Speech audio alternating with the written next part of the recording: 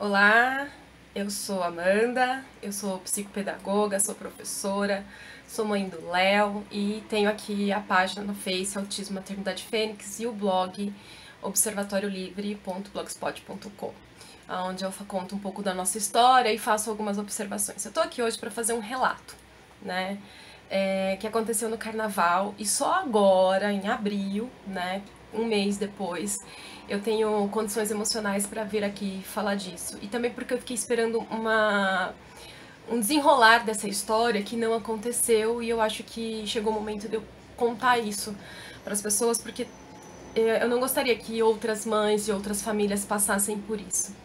Então, quem sabe com vídeo, né, eu transmitindo isso e outras mães que passam por situações que a gente consiga tentar fazer alguma coisa. Ainda mais que agora é a semana do dia 2 de abril, né, que o autismo está em visibilidade no mês de conscientização. Eu não falo que é só um dia, acaba sendo o mês inteiro, mas é todo dia. Pra gente que é mãe, todo dia é dia de conscientização, né.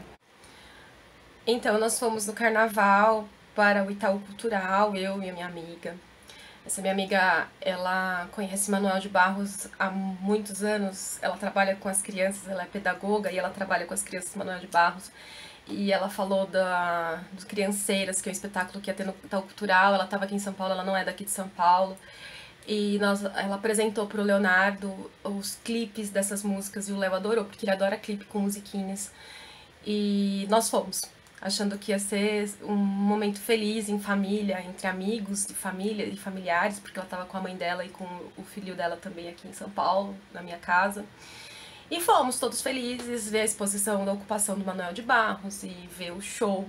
Só que quando chegou no show as coisas desandaram, assim, porque o Leonardo queria ficar lá na frente, né? E ele estava no conector comigo. Esse conector já foi assunto da entrada, que teve uma abordagem de uma funcionária, mas a gente acabou se entendendo.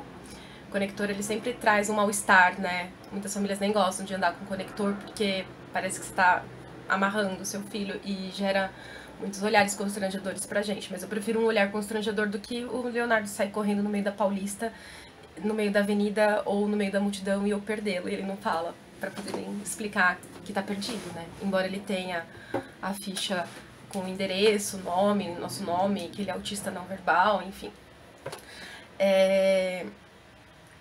Lá dentro ele quis ficar, ele reconheceu as musiquinhas, ele assistiu 3 músicas sentados, que pra gente já foi, ai, que delícia, né? Ele sentou 3 músicas e ficou numa boa 3 músicas. Mas ele quis ficar lá na frente, ele reconheceu os clipes, na hora que ele reconheceu os clipes já era, ele adorou os clipes aqui em casa e foi lá pra frente. A minha amiga já tava lá na frente, porque todo mundo que tava lá, se tem alguém que conhecia todas as músicas e ela conhece tudo de Manuel de Barros, era ela. Né? Como eu falei, ela trabalha com isso há 15 anos. E a gente ficou maravilhada com a apresentação, com o Léo curtindo, e eu fiz um limite pra ele que ele queria, porque queria subir no palco. Eu falei, não, você não vai subir no palco. Ele tava no conector, porque não sabe, o conector é um cinto que fica amarrado na minha cintura, aí tem um espaçador e fica na cinturinha dele, para que a gente fique sempre juntos e não tenha aquelas fugas que autistas fazem. E o limite era a escadinha, então às vezes ele sentava na escadinha, às vezes eu tirava ele pra ele brincar e dançar um pouquinho a musiquinha. Ele fazia cabeça, ombro, joelho e pé, porque ele não sabe dançar muito bem essas músicas ainda, né? E nisso nós recebemos uma abordagem de um funcionário do Itaú, dizendo que a gente não poderia ficar ali, que o Léo não poderia ficar ali na escada, que a gente tinha que sentar, né? E aí eu expliquei pra ele a condição do Leonardo, falei, olha, ele é uma criança autista e todo mundo sabe. Não é que todo mundo sabe, né? Claro, pra todo mundo, senão isso não teria acontecido. E é por isso que eu peço a conscientização das pessoas. Se pretende um espetáculo inclusivo, que a gente tem que conhecer o autismo, né? O Leonardo estava gostando do espetáculo, ele gosta de bateria, ele gosta dos instrumentos, ele reconheceu os clipes, ele estava super interessado no que estava acontecendo. Se eu tirasse ele dali naquele momento, o que ia acontecer? Ele teria um disruptivo, ele sairia gritando, chorando, e aí sim ia atrapalhar mais o espetáculo. Até então ali ele era uma criança que estava feliz em ver o espetáculo, só que não conseguiu ficar sentado no seu lugar. Eu expliquei, continuamos ali. Fizeram uma cara feia, aí veio um segundo, aí veio um terceiro, né, durante o show. E começou a criar um all-star, porque eu não tinha como tirá-lo dali, né? Ainda falaram assim, ele tem que sair por conta que os músicos vão passar aqui na escada 1 hora. Eu falei, quando os músicos passarem e ele estiver na escada, eu tiro ele, né? Eu pego ele e tiro, mas assim, tirar muito além da escada, colocar ele muito para trás, eu pedi pra ele ficar sentado, já ia ser algo que a gente sabe, a gente que é mãe, a gente sabe que ia criar uma gritaria. Ele tava focado na música, na baterista, né? E eu sei que esse menino, quando realmente os músicos passaram pela escada, eu tirei ele, mas o Léo escapou do conector e foi pro palco. Aí eles já estavam incomodados com o palco, imagina com toda essa condição. E pediram pra eu tirar o Léo de lá, e eu fiquei meio sem saber o que fazer, se deixava ele lá, porque ele não tava fazendo nada demais no palco. Aí eu fui subir, quando realmente ele foi mexendo nas coisas da bateria, e eu tirei ele de lá. Ele foi para trás do palco, eu fui atrás dele. E nesse momento eu vi que passou um tempinho, já era a saideira, assim, dos músicos, né? Eu segurei o Leonardo porque eu ouvi os aplausos e vi que percebi que os músicos tinham voltado, porque a gente tava atrás do telão. E eu fiquei lá abraçada com o Léo, segurando ele pra não atrapalhar mais, assim, não ter que ficar me expondo mais ali naquela situação, expondo o Leonardo. Quando os músicos passaram por mim, atrás do telão, né, já indo pro coxia, eu parei os músicos e expliquei, falei, olha, desculpa, ainda pedi desculpa. Ele é autista, né, ele gosta muito de música, ele gosta muito de bateria, não sei se vocês já ouviram falar de crianças que têm alma de batera, né, e, enfim. O músico virou pra mim, o vocalista, e falou assim, tira seu filho daqui, esse palco é meu. E saiu. Aí um outro músico ainda passou por trás dele e falou assim, a gente vai fazer bis, eles nem voltaram pra fazer bis. E não sei como que foi a reação das pessoas de lá, meu esposo falou que foi meio que tranquilo, acabou o show, e aquilo me abalou muito, e eu fui falar com os funcionários não deram a mínima de atenção, ficavam com a cara assim pra mim, tipo, né, não pode, tá bom. Então assim, não teve empatia do início ao fim. O espetáculo se falou inclusivo porque é um espetáculo que tinha intérprete de Libras, mas intérprete de Libras é inclusivo pros surdos, pra quem precisa da Libras, né? Meu filho não fala, mas ele ouve e ele se comunica de outras formas. E era um espetáculo infantil sobre Manuel de Barros, assim, eu fiquei nós ficamos muito chocadas, a minha amiga ficou muito chocada e a gente tentou conversar com as pessoas, nós não fomos recebidas bem, ficamos bravas no momento, principalmente pelo jeito que quando a gente foi falar com a equipe, o jeito que eles não ligaram pra nós, pela situação do que estava acontecendo, não teve um pedido de desculpa, nada, como se o errado ali fosse o tempo inteiro o Leonardo. Quando nós saímos do espetáculo, do lado de fora tinha um casal me esperando. Um casal que assistiu o espetáculo, eles tinham um bebê, uma criança pequena, que eles levaram para assistir o espetáculo, e eles estavam lá me esperando para me dar um abraço. Para vocês terem uma ideia de como que foi o constrangimento, né? Eles se colocaram no meu lugar. Então, assim, diante de toda essa situação, sempre a gente encontra alguém que tem empatia, né? Eu acho que aquele casal me fortaleceu muito ali naquela hora. Ela ficou ali me esperando pra falar, olha, eu te entendo, né? A gente se colocou no seu lugar, a nossa filha ainda pequena, mas a gente imaginou, e se fosse a gente, né? E se fosse nós? Então eles conversaram comigo, né? E me acolheram ali naquele momento, gente que eu nunca vi na vida. Que eles acompanharam, eles estavam bem lá na frente, eu vi que eles estavam mais à frente, sentados, depois eu reconheci, né? Também veio um menino, um jovem vestido de Chaves, que não falava, com alguma deficiência, possivelmente autismo, não tenho certeza, e fez gestos para uma outra pessoa pegar a máquina fotográfica e que ele queria tirar uma foto minha. Eu não sei se esse rapaz estava lá dentro, se ele viu, se ele não viu, mas também foi uma coisa, assim, muito interessante que aconteceu naquele dia, que foi vir um rapaz adulto, né, a gente que cria tanta expectativa de como que vai ser a vida dos nossos filhos quando ele crescer.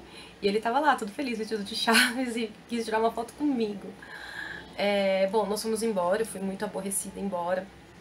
E a gente pensa assim, né, nesses tempos do virtual e do artificial, né, da inteligência artificial, nós fizemos uma queixa no Google contando basicamente bem rápido o que aconteceu e o do Itaú, e o Itaú nos respondeu. Mas infelizmente a gente percebe que foi uma inteligência artificial, né? Aquela coisa robotizada, um programa que deve ter sido feito, porque eles pediram para que a gente explicasse melhor o que aconteceu e eu expliquei e até hoje a gente não teve resposta.